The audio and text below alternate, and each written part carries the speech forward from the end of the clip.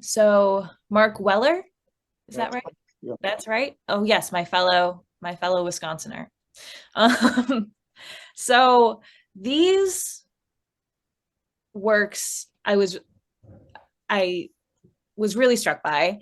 I feel like you and Howard Averill have a bit of something in common in your love of the sky.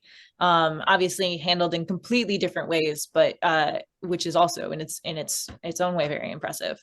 Um, I was so thrilled with these. I know a little about photography, and but not clearly as much as you. But when you are doing the sky work specifically, I imagine it's a long exposure, but or is it just on certain parts of the piece if you're even able to do that?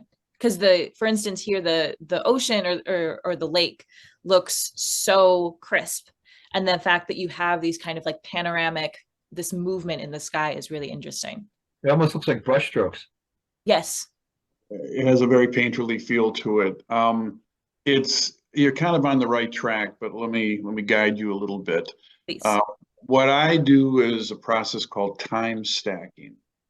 So each of these finished images are actually um, roughly 100 images, 100 exposures, and sometimes even more.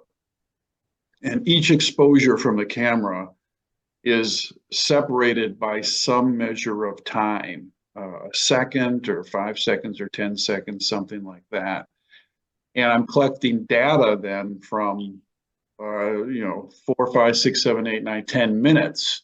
Mhm. And because the camera's on a tripod, like this image here, the rocks don't move. So 100 images over 8 minutes of rocks are going to be rocks. Uh, Sure. the water is the same thing. It was a pretty still day, but the clouds are moving ever so slowly or sometimes quite dramatically. Mhm. Collect that data over, like I said, 5, 6, 7, 8 minutes, and then compress all of that into a single frame.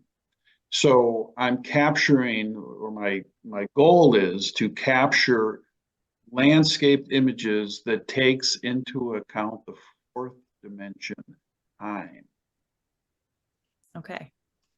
That's really, thank you so much for explaining that. I think that adds such they're absolutely incredible on their own, but that adds such a beautiful layer to them. I was just there's such kind of a dialogue between the foreground and the skies that you have, in that the foreground feels almost silent, like so still and so quiet, and then you have these really like almost like screaming skies. There's such a really like auditory quality to them, and in a very strange way. I felt like these had such like they almost look like crystal geodes to me. They're so strong and angular, and the way that they seem to grow within the plane is so interesting. And then some of the slides preceding it, the clouds are almost like muscular. Like there's a really interesting quality that you have,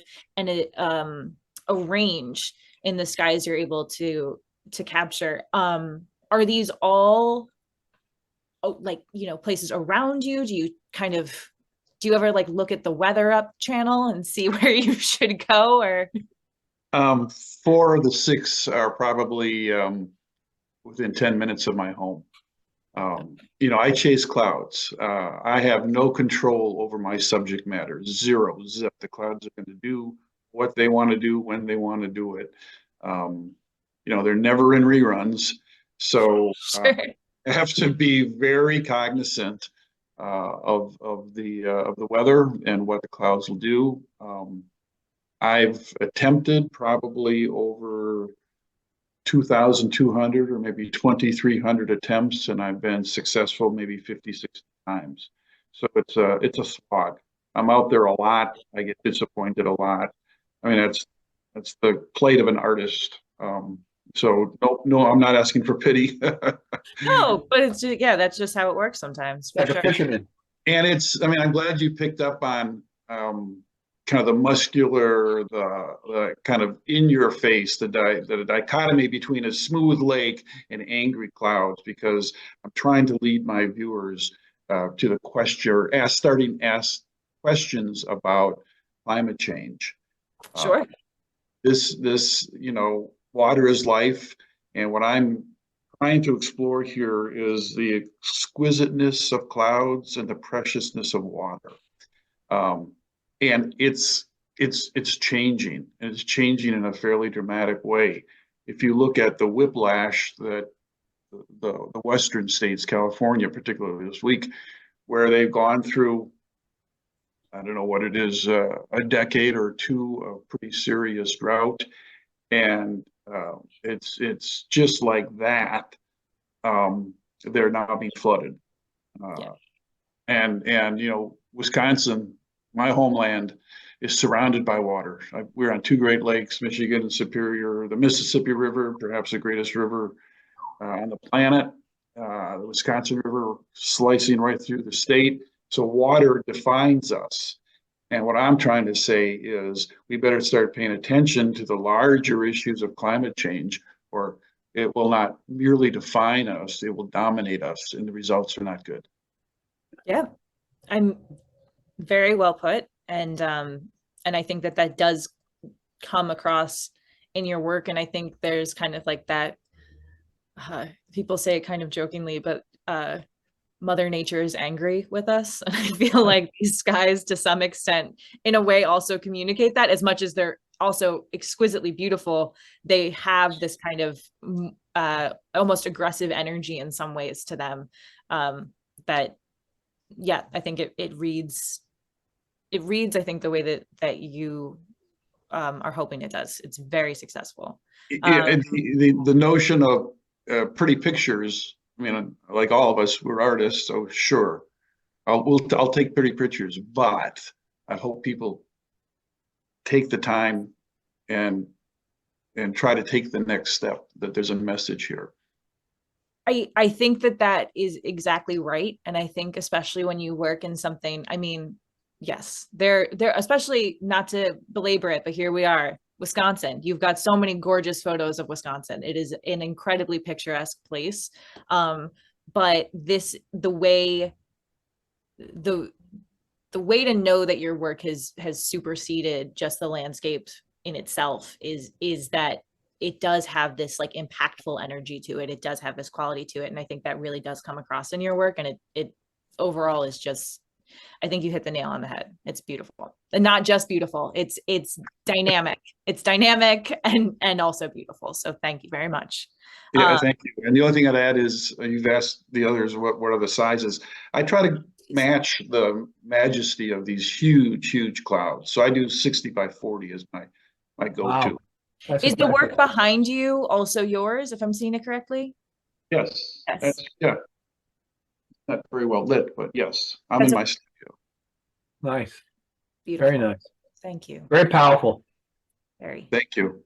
Hold, stop here. Go forward. Go forward. See. One No, more. hold on. Is it this one? Go back. Yeah, it's the third one, I think. Okay, I thought This it might be, but Yeah. it's hard to. Yeah. Okay. Okay. What's behind me? Yeah. Nice. Very nice. I like that people have the work like they're living among it. It's very Great. Well, this one, let me just give me 30 seconds. no. This For one sure. was done in COVID times. And this storm was brewing. This is 7/10 of a mile from my home. I'm in a suburban area, and there's just this line of demarcation when you hit rural Wisconsin. And Stephen, are you allowed to zoom in at all on the barn? I can do that. Yeah, all right, There you that's good enough. That's good enough. So you've got this nasty storm, which I'm trying to represent in this picture as COVID. Remember those days we're all sitting there locked up, and the authorities said, the health people said, stay inside, stay inside. So that barn kind of represents a safe harbor. Hmm. If you look at the barn, it's got this huge star, this star quilt. And if you think about it, you know, stars, what does that mean? That's the Star of David, it's the Star of Bethlehem, it's the North Star, it's the Stars and Stripes, all an emblem of hope.